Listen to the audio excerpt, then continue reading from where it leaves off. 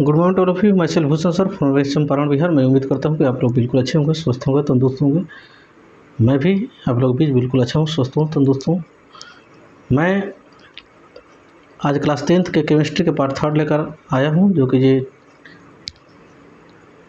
धातु और अधातु है। ये Bihar board, Jharkhand board, UP board या राजस्थान बोर्ड, कोई भी बोर्ड हो, इस सभी के लिए ये मोस्ट इम्पोर्टेंट है। इसके पार्ट मैं 3rd लेकर आया हूँ। इसके फर्स्ट पार्ट, सेकंड पार्ट मैं ऑलरेडी अपलोड कर चुका हूँ। यदि आप मेरे चैनल पर नए हैं तो सबसे पहले आप उसे जाकर देख सकते हैं।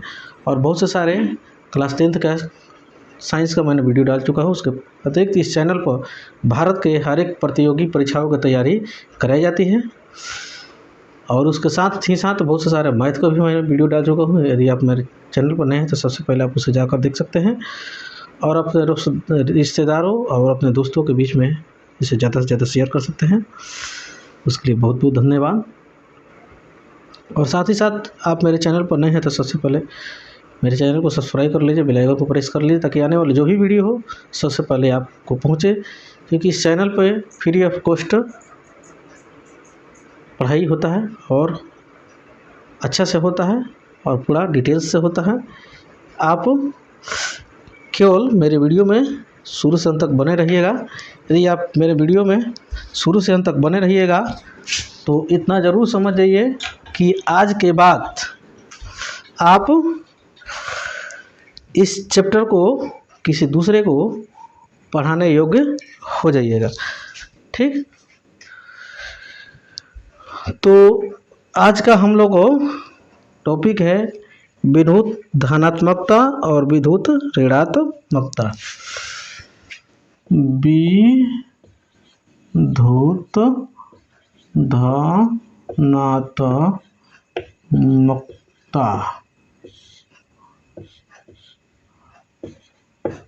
विद्युत ऋणात्मकता। ठीक, विद्युत धनात्मकता और विद्युत ऋणात्मकता से यही तात्पर्य है कि कोई भी धातु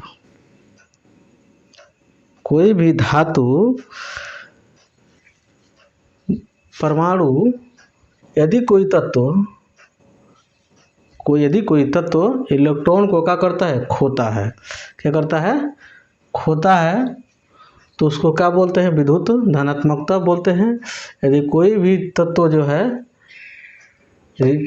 तत्व अगर इलेक्ट्रॉन को ग्रहण करता है, उसको हम लोग क्या बोलते हैं? विद्युत ऋणात्मकता कहते हैं। यानी जिस तत्व के परमाणु आसानी से इलेक्ट्रॉन को क्या करता है? खो देता है, इलेक्ट्रॉन को त्याग करने की प्रवृत्ति रखता है, तो उसको क्या बोलते हैं? विद्युत धनात्मकता बोलते हैं। और कोई भी जिन तत्व के परमाणु आसानी से इलेक्ट्रॉन ग्रहण कर लेता है, यानी इलेक्ट्रॉन ग्रहण करने की क्षमता रखता है, उसको हम लोग क्या बोलते हैं? विद्युत ऋणात्मकता बोलते हैं। ठीक है, तो बात यहाँ पर होती है जब कुछ ऐसे धातु होते हैं जो कि काफ़ी उच्च विद्युत धनात्मक होती है, और कुछ ऐसे धातु होती है, कुछ ऐसे तत्व होता है जो कि ये काफ़ी उच्च विद्युत ऋणात्मकता होती है। तो जैसे में हम लोग एग्जाम्पल में हम लोग ले लें, जैसे वर्ग 1, जब आवर्त सारणी जब पढ़िएगा तो उसमें आएगा वर्ग 1 और 17। एक वर्ग 1 जन होते हैं, एक काफ़ी उच्च विद्युत धनात्मक होती है, और वर्ग 17 जन होते हैं, काफ़ी उच्च विद्युत ऋणात्मकता होती है। जैसे उसमें सोडियम आ जाएगा, स्कैंडियम आ जाएगा। ठीक है, रुबिडियम आ जाएगा, और हो गया पोटेशियम आ जाएगा। ठीक है, इसमें आ जाएगा फ्लोरीन, क्लोरीन, ब्रोमीन और आयोडीन। ठीक है। ए जोन है, सॉरी सोडियम में सोडियम, स्कैंडियम, रुबिडियम, पोटेशियम, एक ये जो तत्व है ये काफ़ी उच्च विद्युत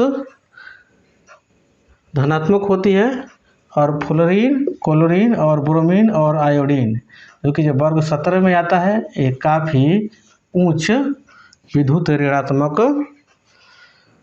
तत्व होती है। तो मैं उम्मीद करता हूँ कि आपको अच्छा से समझ में आ गया होगा। अब अगला हम लोग को पढ़ना है टॉपिक ये रासायनिक, क्या रासायनिक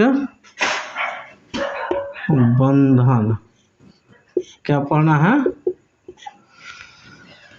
रासायनिक बंधन। तो सबसे पहले हम लोग जाने जो रासायनिक बंधन किसे कहते हैं। कह रहा वह रासायनिक बल जो किसी अणु में परमाणुओं को एक साथ में बांध के रखता है, वह रासायनिक बंधन जो किसी अणु में परमाणुओं को बांध कर रखता है, उसी को हम लोग का कहते हैं रासायनिक बंधन कहते हैं। अब ये जो रासायनिक बंधन जो पूर्ण होती है दो कंडीशन में होती है। नहीं, पहला कंडीशन यह होते है जो इलेक्ट्रॉन को क्या करता है, त्याग करके या ग्रहण करके। इलेक्ट्रॉन को त्याग करके या तो ग्रहण करके पूर्ण होती है, या दूसरा का कंडीशन यह है कि इलेक्ट्रॉन को साझा करके यानी शेयरिंग करके ये क्या करता है, रासायनिक बंधन बनाता है। ये दो कंडीशन में होता है। तो यदि इलेक्ट्रॉन को त्याग करके या ग्रहण करके अगर बंधन बनाता, रासायनिक बंधन बनता है, उसको हम लोग बोलते हैं आयनिक बंधन बोलते हैं। क्या बोलते हैं, आयनिक, आयनिक या वैद्युत, या तीसर का नाम यह है इसका ध्रुवीय, ध्रुवीय, ध्रुवीय रासायनिक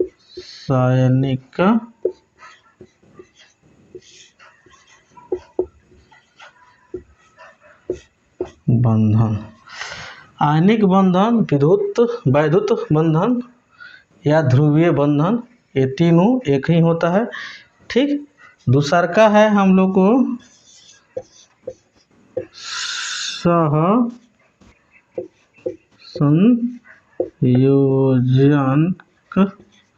सहसंयोजक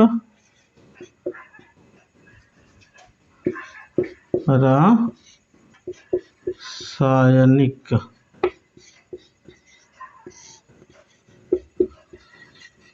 बंधन। दूसरा का है सहसंयोजक रासायनिक बंधन।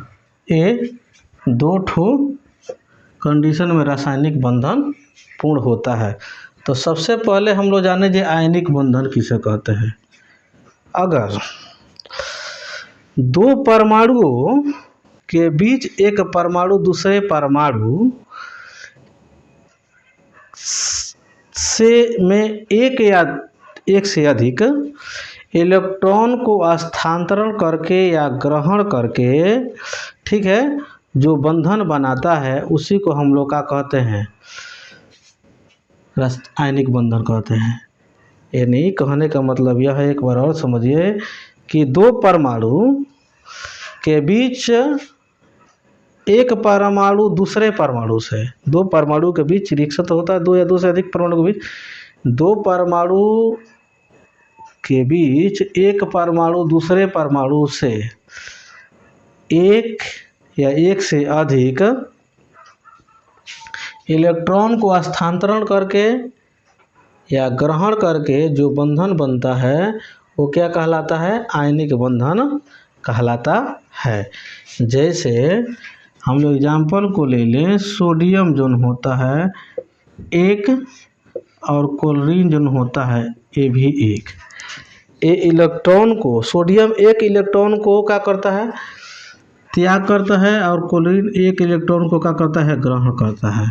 ठीक, तब जाके हम लोग का बना देता है, सोडियम क्लोराइड बना देता है। क्या बना के देता है ये, सोडियम क्लोराइड। जो कि ये जो एग्जाम्पल हो गया, ये आयनिक यौगिक आयनिक बंधन का एग्जाम्पल ये हो गया। ठीक है,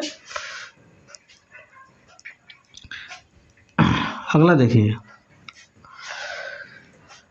अब ये मैं उम्मीद करता हूँ ये आप लोग को आयनिक बंधन समझ में आ गया होगा। ठीक है, अब अगला है हम लोग को कि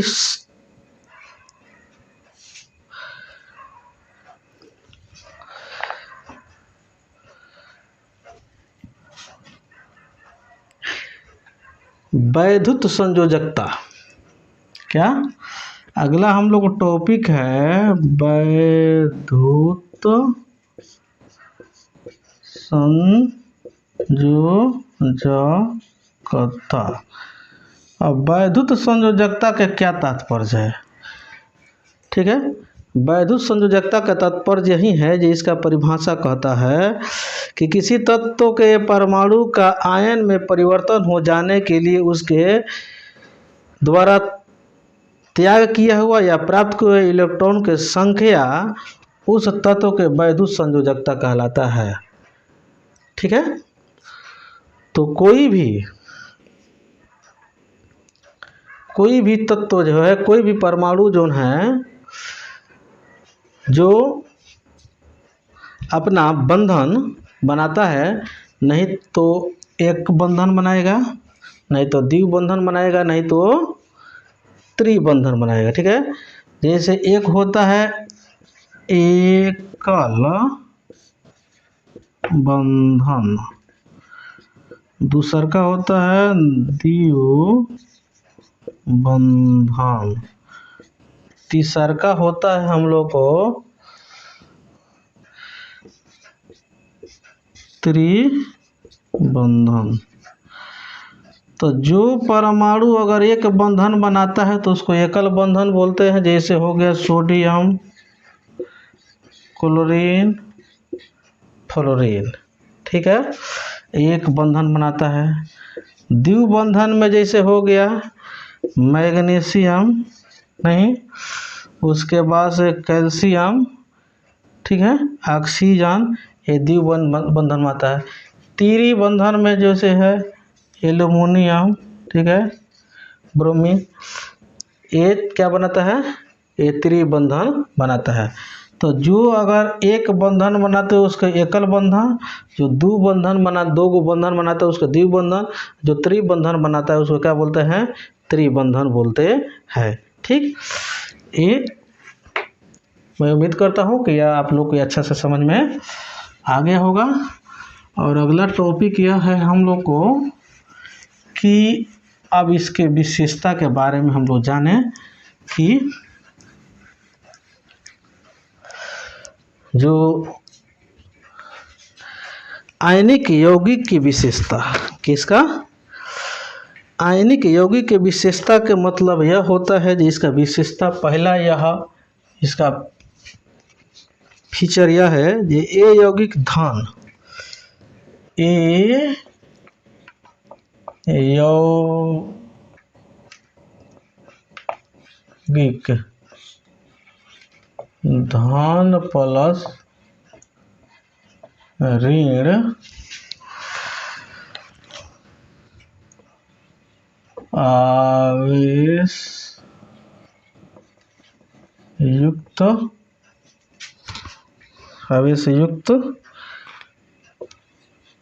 आयन के बने होते हैं। जैसे में एग्जांपल ले लें सोडियम क्लोराइड।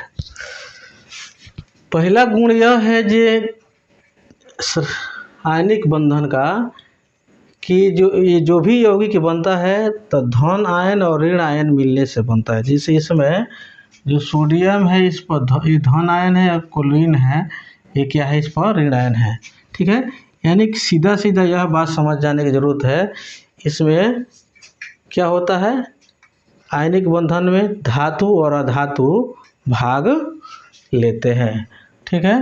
दूसरा नंबर में यह है कि इसका जो इसका द्रवणांक तथा क्वथनांक क्या होता है, उच्च होता है। क्या होता है, इसका द्रवणांक और क्वथनांक क्या होता है, उच्च होता है, क्योंकि ये धन आयन और ऋण आयन के मिलने से बनता है। इसको तोड़ने में काफ़ी एनर्जी की आवश्यकता पड़ता है। तीसरा का गुण यह है, ये जल के साथ विलय होता है, किंतु benzene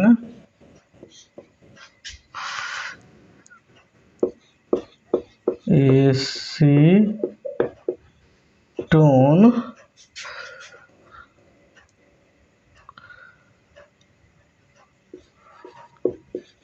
carbon disulphide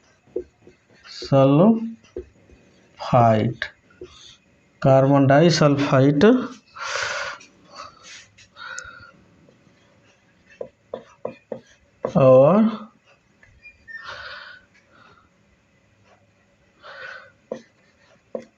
carbon tetrachloride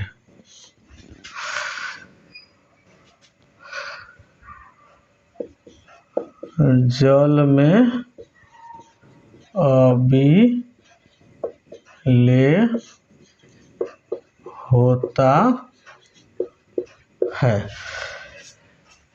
ये जो आयनिक यौगिक जन होता है, ये जल के साथ में क्या होता है, विलय होता है। लेकिन कुछ ऐसे ये आयनिक यौगिक है जो कि ये क्या होता है, जल के साथ में अविलय होता है, जो कि यहाँ पर मैंने लिख चुका हूँ। चौथा विशेषता यह है,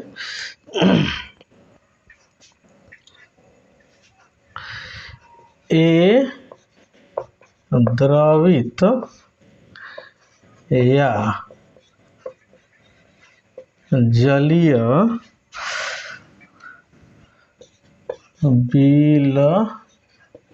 विलयन की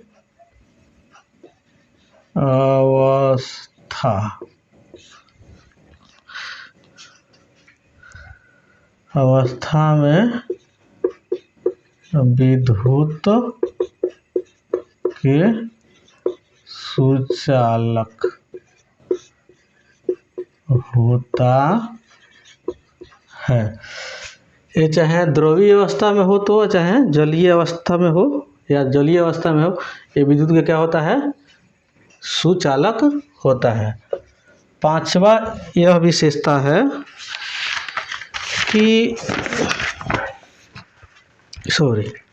चार विशेषता इसका है। ये आयनिक यौगिक के कितने विशेषता हो गया, ये 4 विशेषता हो गया। ठीक है। अगला हम लोग को टॉपिक आ गया है ये सह संयोजक बंधन। तो सह संयोजक बंधन क्या होता है, जब दो परमाणु क्या होता है, जब दो परमाणु अपना इलेक्ट्रॉन आपस में जब साझा करता है तो इसके बीच में जो बंधन बनता है वो कौन बंधन कहलाता है, ये सहसंयोजक यौगिक बंधन कहलाता है। ठीक है। अब ये जो बंधन बनता है, ये एकल बंधन भी हो सकता है, द्वितीय बंधन भी हो सकता है, 3 बंधन, यानी 1 इलेक्ट्रॉन को भी साझा हो सकता है, 2 इलेक्ट्रॉन को भी साझा हो सकता है, 3 इलेक्ट्रॉन को भी साझा हो सकता है। जैसे हम लोग जान जाए पहले फर्स्ट में जे एकल सह संयोजक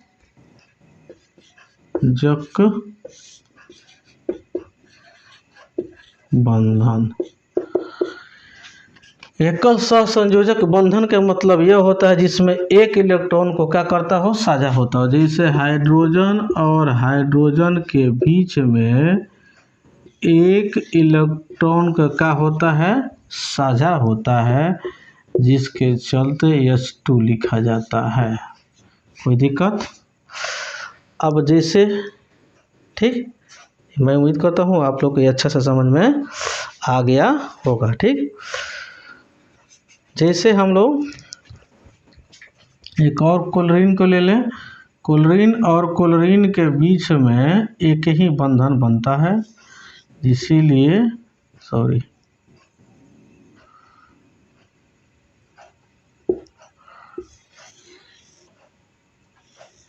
ठीक है, इसीलिए इसको भी Cl2 के फॉर्म में लिखा जाता है। तो एकल बंधन में एक इलेक्ट्रॉन की साझा होती है। जैसे ऑक्सीजन को ले लें।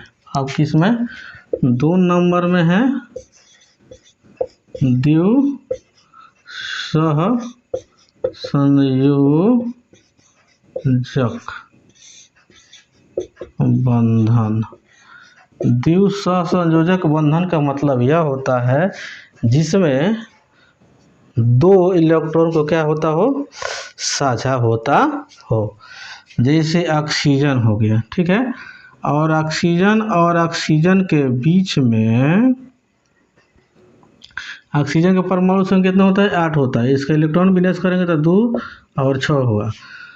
तो ये क्या करेगा, 2 को बंधन ये बनाने का प्रयास करेगा। ठीक है, तब हो जाके इसका एक बंधन इधर से बना लिया कि इधर से बना लिया। तो मान ली इधर से इसको कर देंगे तो 8 गो इसका हो गया, इधर से इसको घेर देता है 8 गो इसका हो गया। या इसको इस तरह भी दिखा सकते हैं, ऑक्सीजन यहाँ पर हो गया तो 2 इलेक्ट्रॉन 4 और 4 और 2 6। एक दूसरा का इलेक्ट्रॉन हो गया 2 4 और 2 6। एक इससे बंधन बना लिया और एक इससे बंधन बना लिया। तो जैसे ये बंधन जब इस तरह जो लाइन से दिखाया जाता है तो एक बंधन इसका यहाँ पर है कि इसका पे है, एक ही इसका पे है। तो ज़रूरत पड़ेगा तो इसका इलेक्ट्रॉन इसका भी काम में आ जाएगा, ज़रूरत पड़ेगा तो इसका भी इलेक्ट्रॉन, ये दोनों इसका भी काम में हो जाएगा। तो 2 और 2 4 और 2 6 इधर है, इससे बंधन बनाया तो 6 2 8 हो गया। इधर से अगर हम लोग देखते हैं तो 2 2 4 और 4 2 6 और 6 2 8 हो गया। तो ये बंधन बनकर तैयार हो गया, इसीलिए इसको O2 के फॉर्म में लिखा जाता है। कोई दिक्कत? मैं उम्मीद करता हूँ कि आप लोगों को ये समझ में आ गया होगा। 3 नंबर में जो है त्रिसहसंयोजक बंधन क्या है, त्रिसहसंयोजक बंधन, यानी जिसमें 3 ठो बंधन बनता हो, उसी को हम लोग क्या बोलते हैं, त्रिसहसंयोजक बंधन बोलते हैं। ठीक है, तो जैसे देखिए कि नाइट्रोजन हो गया, ठीक, नाइट्रोजन और नाइट्रोजन के बीच में त्रिसहसंयोजक बंधन बनता है। जैसे एक यहाँ और एक यहाँ, एक अगला नाइट्रोजन ले लेते हैं, एक यहाँ और एक यहाँ और एक यहाँ, इसके बीच में जो बंधन बनता है त्रिसहसंयोजक बंधन बनता है, क्योंकि इसमें नाइट्रोजन के परमाणु संख्या कितना होते हैं 7, जिसका इलेक्ट्रॉनिक विन्यास कितना होता है 2 और 5 हो गया। तो 5 2 7 हो गया। लेकिन इसको अष्टक पूर्ण करने के लिए कितना चाहिए, अष्टक पूरा करने के लिए कितना इलेक्ट्रॉन की जरूरत पड़ेगा, 3 गो। तो ये क्या करेगा, 3 बंधन अपना बनाएगा, तो इसका अष्टक पूरा हो जाएगा। तो मैं उम्मीद करता हूँ कि आप त्रिसहसंयोजक बंधन भी समझ गए होंगे। ठीक है, अब इसके सहसंयोजक के बीच यौगिकों के कुछ हम लोग विशेषता को जाने। जिस तरह आयनिक यौगिक के विशेषता जाने हैं लोग, उसी तरह सहसंयोजक यौगिक के विशेषता है, इसको भी हम लोग लगे हाथे समझ लेते हैं।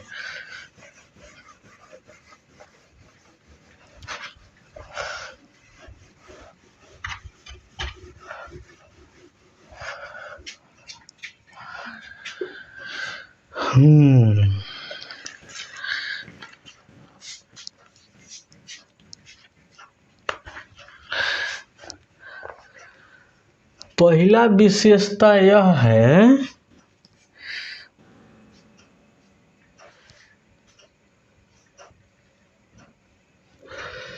जिस संयोजक बंधन प्रायः वाष्पशील या द्रव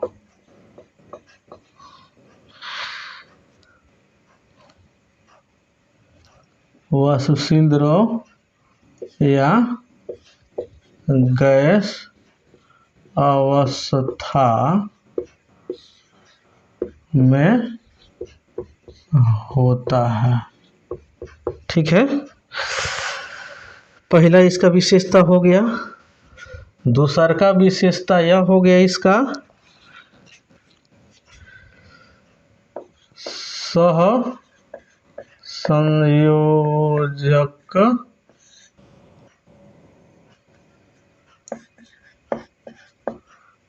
सह संयोजक यौगिक, यहाँ पर यौगिक होगा, यौगिक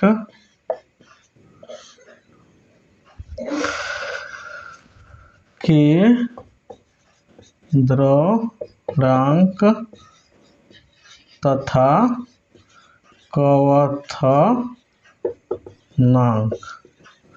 क्या होता है, निम्न होता है। क्या होता है, निम्न होता है।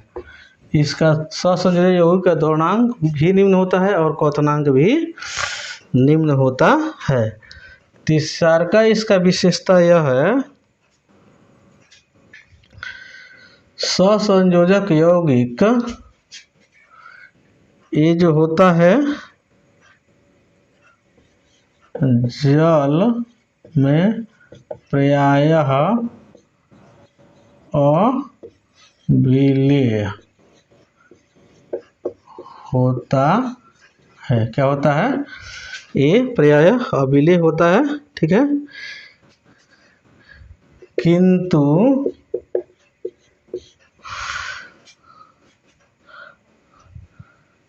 कार्बन जल में विलेय होता है। केवल कार्बन जो होता है क्या होता है, जल में विलेय होता है ना, तो बाकी जितने भी सहसंयोजक यौगिक क्या होता है, जल में अविलेय होता है। चौथा विशेषता यह है इसका कि सहसंयोजक यौगिक जो होता है विद्युत के कुचालक होता है। सहसंयोजक यौगिक जो होता है क्या होता है, विद्युत के कुचालक होता है। ये हम लोग को था क्या, ये सहसंयोजक यौगिक के 4 ठो विशेषता। तो मैं उम्मीद करता हूँ कि आप लोग को अच्छा से समझ में आ गया होगा। अब अगला हम लोग को पढ़ना है क्या, अभी एक नया टॉपिक है जिस टॉपिक का नाम है प्रकृति में धातुओं की उपस्थिति। क्या नाम है, प्रकृति में धातुओं के उपस्थिति। प्रकृति में धातुओं की उपस्थिति का मतलब क्या होता है कि कुछ ऐसे धातु होती हैं जो प्रकृति में मुक्त अवस्था में पाई जाती है, यानी उसमें, इस कहने का मतलब यह है कि उस पर किसी भी प्रकार के ऑक्सीजन या जल वाष्प के प्रभाव नहीं पड़ता है। जैसे आर्जेंटम हो गया, औरम हो गया, ठीक है, समझ में आया ना। उस प्लाटिनम हो गया, ठीक है, इस पर ऑक्सीजन के किसी भी प्रकार के प्रभाव नहीं पड़ता है, यानी ये ऑक्सीजन से अभिक्रिया नहीं कर पाती है। इसी को हम लोग क्या बोलते हैं, इसको बोलते हैं मुक्त अवस्था।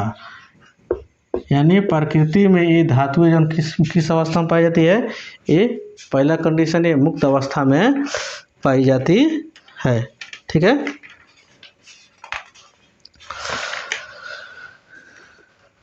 अगला है, पहला हो गया, दूसरा हो गया संयुक्त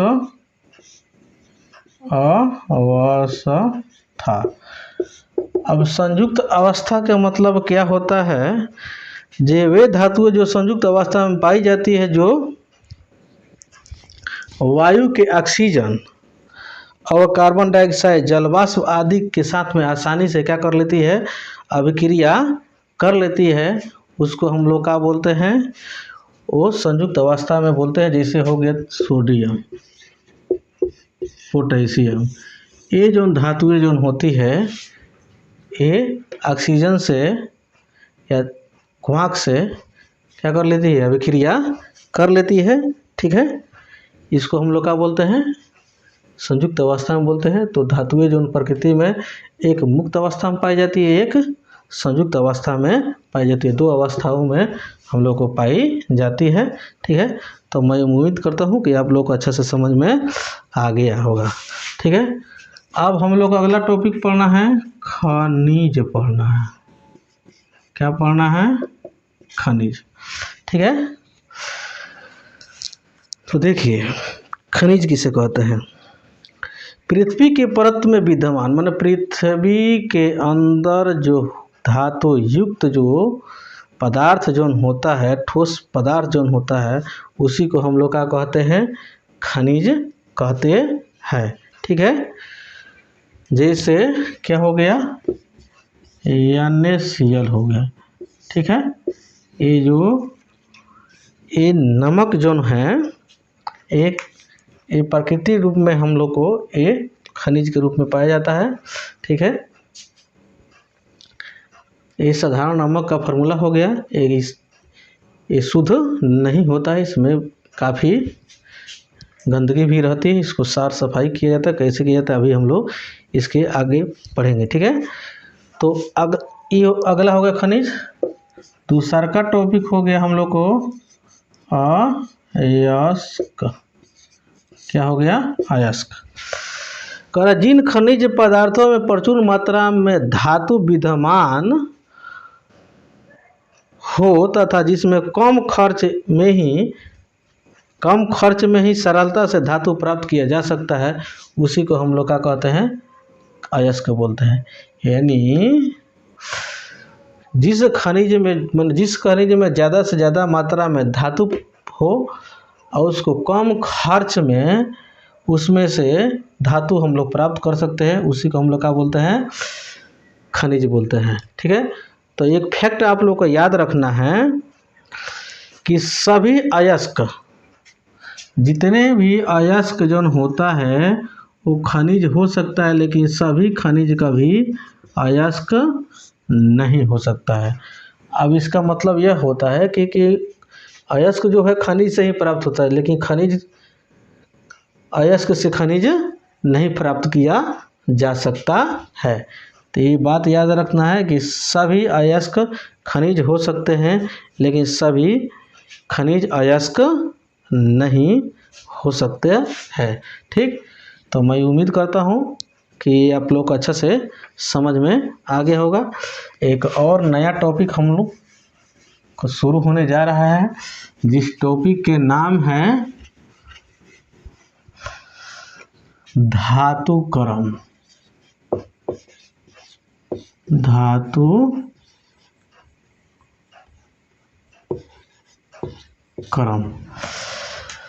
धातुकर्म से तात्पर्य क्या होता है? धातुकर्म से तात्पर्य यही होता है कि जो अयस्क जो होता है, अयस्क से धातु जो हम लोग प्राप्त करते हैं, कह रहा है धातु कर्म कह रहा है अयस्कों से धातु के निष्कर्षण एवं उसके शोधन की प्रक्रिया क्या कहलाती है? धातु कर्म कहलाती है। ठीक है, यानी सीधा सीधा हम लोग समझ जाएं कि धातु प्राप्त करने के लिए उसमें जो भी शुद्धि और अशुद्धि को अलग किया जाता है, यही हम लोग का कहलाता है धातु कर्म कहलाता है। तो धातु कर्म में प्रयुक्त होने वाले कुछ प्रमुख पद है। जो पहला पद यह है जिसका नाम है गैंग। क्या नाम है? गैंग। अब गैंग क्या होता है? बहुत से सारे पृथ्वी के अंदर जो अयस्क होता है, उस अयस्क में बहुत से सारे गंदगी रहते हैं, जैसे धूल कण वगैरह रहता है, उसको अलग वो क्या करता है? मिश्रित रूप में रहता है धातु के अंदर, उसको अलग किया जाता है। इसी को हम लोग क्या बोलते हैं? गैंग बोलते हैं। ठीक है, जो उसमें जो गंदगी जो रहता है वही हम लोग का क्या होता है? गैंग होता है। तो ये पहला हो गया। दूसरा का हो गया कि अयस्क का सांद्रण। क्या होता है? अयस्क का सांद्रण। अयस्क के सांद्रण के मतलब क्या होता है कि अयस्क में विद्यमान अपद्रव को दूर करना। अयस्क में जो भी माने गंदगी जो रहता है उसको दूर करने को ही हम लोग क्या बोलते हैं? अयस्क के सांद्रण के नाम से जानते हैं। तीसरा का यह है कि निस्तापन। क्या होता है? निस्तापन। क्या होता है? निस्तापन। तो निस्तापन से क्या तात्पर्य है कि अयस्क में उच्च ताप पर वायु की अनुपस्थिति में इसको क्या किया जाता है? अगर अयस्क को गर्म किया जाता है, ठीक है, तो इस प्रोसेस को हम लोग क्या बोलते हैं? निस्तापन बोलते हैं। ठीक है, जिससे अयस्क क्या होता है? जो मुख्य जो धातु होते हैं वो अलग हो जाती है, जो गंदगी अलग हो जाता है। चौथा यह है कि भर्जन। क्या है? भर्जन। अब भर्जन से क्या तात्पर्य है कि सल्फाइड अयस्क में वायु की पर्याप्त आपूर्ति की उपस्थिति में तीव्रता से गर्म करके धातु को ऑक्साइड में परिवर्तित करने की प्रोसेस को हम लोग क्या कहते हैं? भर्जन कहते हैं। एक बार और सुन लीजिए कि सल्फाइड अयस्कों को वायु की आपूर्ति यानी मैंने प्रेजेंटेशन में तीव्रता से क्या किया जाता है? उसको गर्म किया जाता है। तो धातु को ऑक्साइड में परिवर्तन करने की यह प्रक्रिया क्या कहलाती है? भर्जन कहलाती है। ये पांचवा नंबर में है गालक। क्या है? गालक। अब गालक से क्या तात्पर्य होता है? गालक वह पदार्थ है जिससे निस्तापन या भर्जित अयस्क एवं कोक के साथ मिश्रित करके गर्म किया जाता है। ऐसा करने से अयस्क का में विद्यमान अगलनीय अपद्रव क्या हो जाता है? अलग हो जाता है, जिसको हम लोग क्या बोलते हैं? गालक बोलते हैं। ठीक, छठा में यह है धातु मल। क्या है? धातु मल। धातु मल से क्या तात्पर्य है? द्रावक अयस्क में उपस्थित अपद्रवशील अब द्रव के साथ संयोग करके उन्हें द्रवणशील पदार्थ में परिवर्तित कर देना क्या कहलाता है? धातु मल कहलाता है। ठीक है। 7वां नंबर में यह है कि प्रगलन। प्रगलन से क्या तात्पर्य है? कह रहा धातु के ऑक्साइड को कोक के साथ में गर्म करके उसे धातु में परिवर्तन करने के विधि को हम लोग क्या कहते हैं? प्रगलन कहते हैं। ठीक है। अब देखिए, अब ये हम लोग को क्या था? ये धातु क्रम था। अब धातु क्रम के कुछ सिद्धांत है, जैसे धातु क्रम के सिद्धांत। धातु क्रम के सिद्धांत क्या है? तो इसका 3 ठो सिद्धांत है। पहला सिद्धांत यह है कि जो धातुएं क्रियाशीलता श्रेणी में सबसे ऊपर होते हैं, ठीक है, वो काफ़ी क्या होते हैं? क्रियाशील होती है। क्या होती है? ये काफ़ी क्रियाशील होती है। ये मुक्त अवस्था में नहीं पाई जाती है।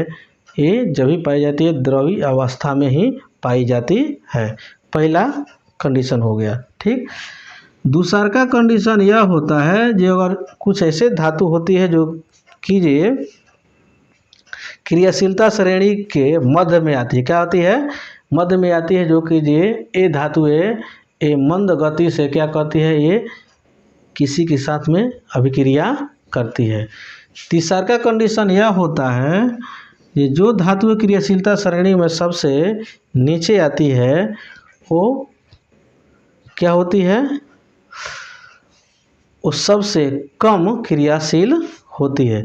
तो सबसे ज़्यादा क्रियाशील जो धातु जो उनकी जो सबसे उच्च में होता है, ठीक है, वो होता है तो सोडियम, पोटेशियम, मैग्नीशियम और एक हो गया कैल्शियम। ठीक। एक काफ़ी क्रियाशील होती है जो कि सबसे ऊंच में आती है। 2 नंबर में जो है जो मध्य में आती है, जैसे जिंक हो गया। क्या हो गया? जिंक हो गया,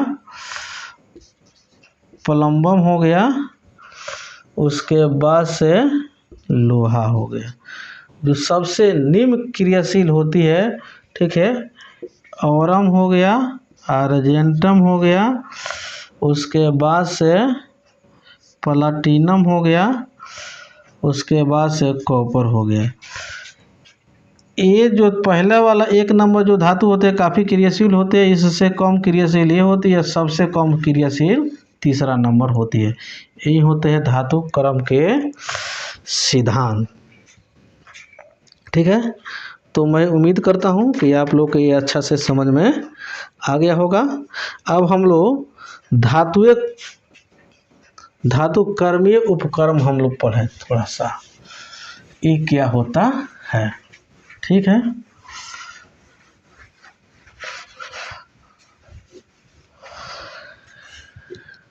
तो ये 3 धातु कर्मीय उपक्रम, धातु कर्मीय उपक्रम। धातु कर्मीय उपक्रम का मतलब क्या होता है? तो ये धातु क्रम में प्रयुक्त विभिन्न, इसका कुछ चरण है, इसका 3 चरण है। पहला चरण यह है कि अयस्क का सांद्रण। क्या है? अयस्क के सांद्रण। तो अयस्क के सांद्रण के कुछ विधियाँ होती है। पहला है अयस्क के सांद्रण। ठीक है। अयस्क के सांद्रण के कुछ विधि है।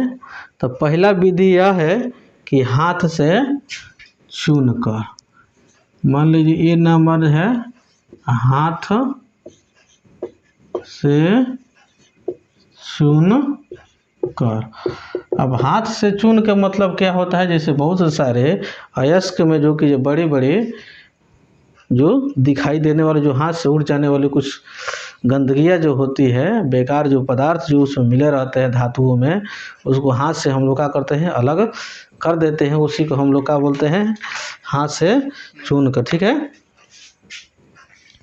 दूसरा है बी नंबर में कि गुरुत्वीय पृथक्करण विधि। गुरुत्वीय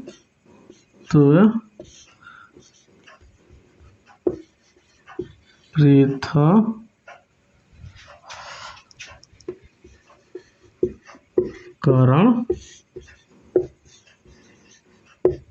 विधि। गुरुत्वीय पृथक्करण विधि में क्या होता है, जैसे एक कीप जैसे इस तरह रहता है। ठीक।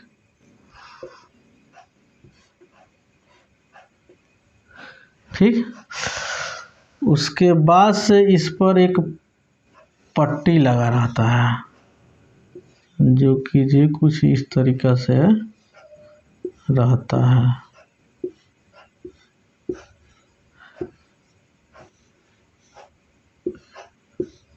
ठीक। अब उसमें जो भी अयस्क है इसमें डाल दिया जाता है। डालने के बाद पानी में मिलाकर, इसमें पानी में मिलाकर अब जैसे उसको डाला जाएगा तो जो धातु जो होगा वो यहाँ पर, यहाँ पर और यहाँ पर, यहाँ पर, यहाँ पर और यहाँ पर क्या हो जाएगा, फंसते जाएगा। और जो गंदगी जो होगा पानी में, वो तो गंदगी जो होगा पानी में मिक्स रहेगा और पानी में बहते बहते बहते बहते क्या हो जाएगा, वो नीचे गिर जाएगा। अब पानी में जो गंदगी जो बह के नीचे गिर जाएगा और धातु हम लोग को इस खांचा में क्या हो जाएगा, फंसते जाएगा और आराम से हम लोग धातु को अलग कर लेते हैं। इसी को हम लोग बोलते हैं गुरुत्व पृथक्करण विधि बोलते हैं।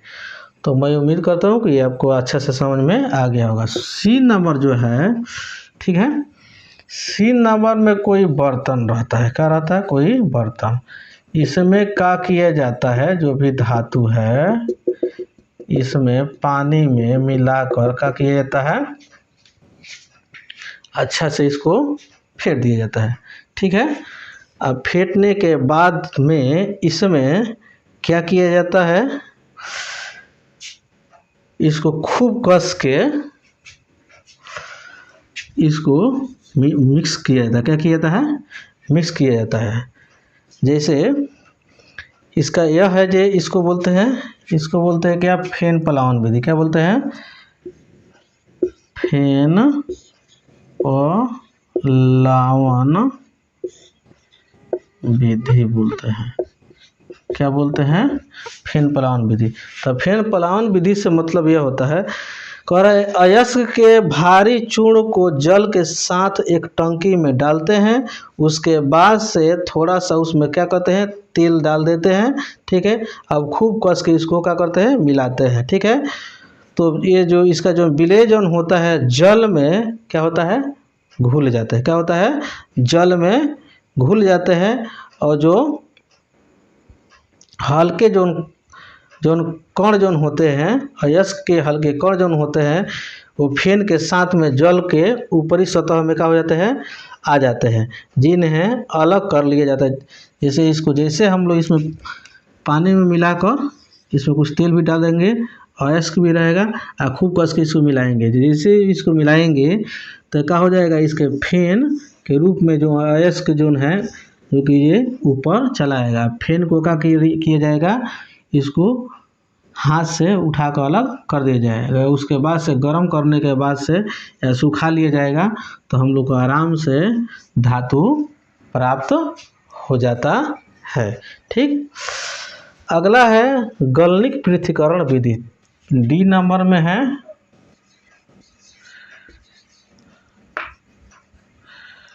गलनिक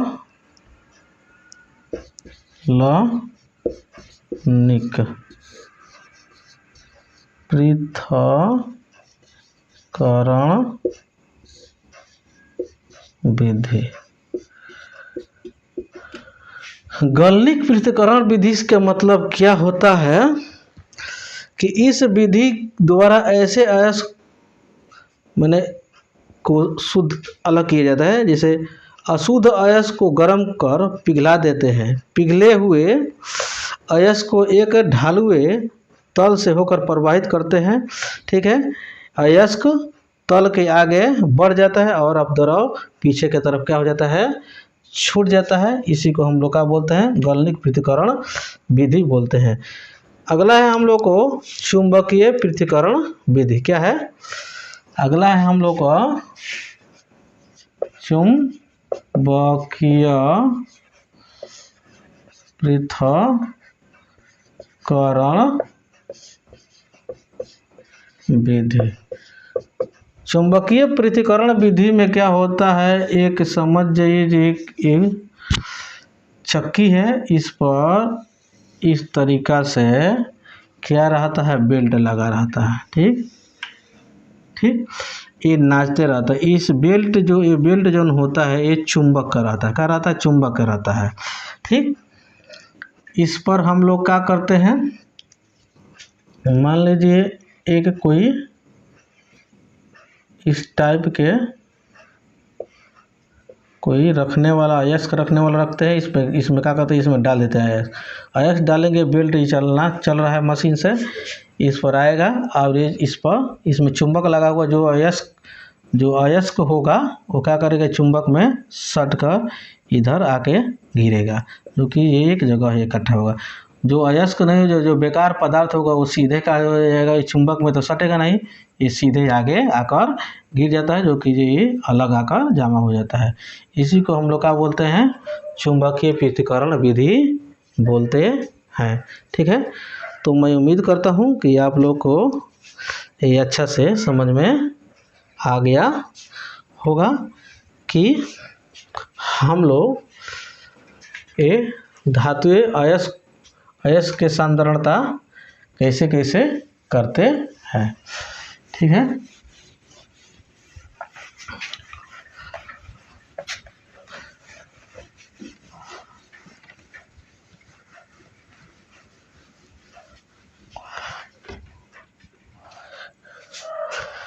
अगला हम लोग जाने